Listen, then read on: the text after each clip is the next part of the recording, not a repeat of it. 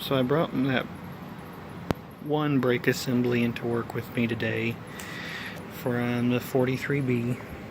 I don't remember if I ever really got any videos of the late styled Bs, but this is an early styled. And one of the big differences on the brakes is that the shaft and drum is kind of one piece. You have to basically take the whole brake assembly off the tractor, and then there's a nut, as you can see, that goes right there, and then underneath that nut on those splines goes this gear, and this gear rides on your bowl gear, and that's actually what turns the drum. And then, you know, this is your brake mechanism. These are pretty well worn. I need to replace them. Don't think I'm going to just yet though. I mean, because they'll work. They have very little material left on them. They're pretty well down to the rivets down there. That's the thinnest part. Be careful getting into these.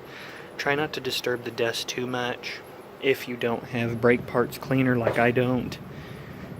You know, mowers don't really need brake cleaners, so we don't really have any around here. So I'm just trying to clean that adjuster up, and I may have to take some heat to it to free it up and tighten it up the best I can, and then I'll adjust it tighter where, you know, I have a little bit of brakes. So these are 9 times out of 10 either original brakes or they've been replaced at some point. It's hard to say what they made these with. They could have asbestos in them, or that I know the newer pads they're called organic. They're non-asbestos. But I just wanted to get this in here and kind of get it cleaned up a little bit. Without brake parts cleaner, that's going to be kind of hard to do.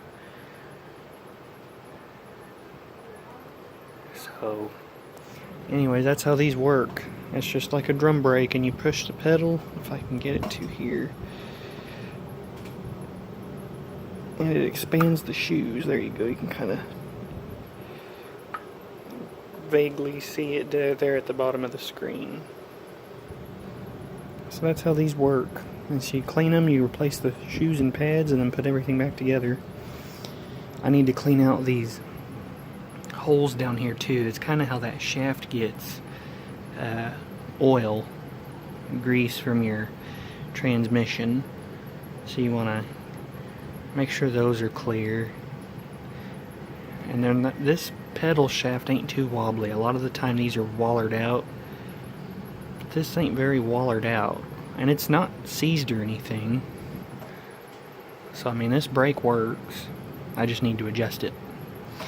And, you know, probably next year or something, if I have the time, I'll go through and I'll buy the kit and the riveter, and I'll reshoe it myself.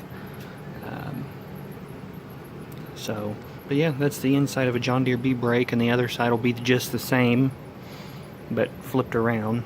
And I need to get that one off because you can press it and it goes all the way down to the adjuster here, and it doesn't come back. So it either needs cleaned, or there's a broken spring or something. Yeah, that's how that works. So you have your pedal, which goes down to that shaft, and that shaft comes through right here to that little cam. And whenever you press it, that cam turns.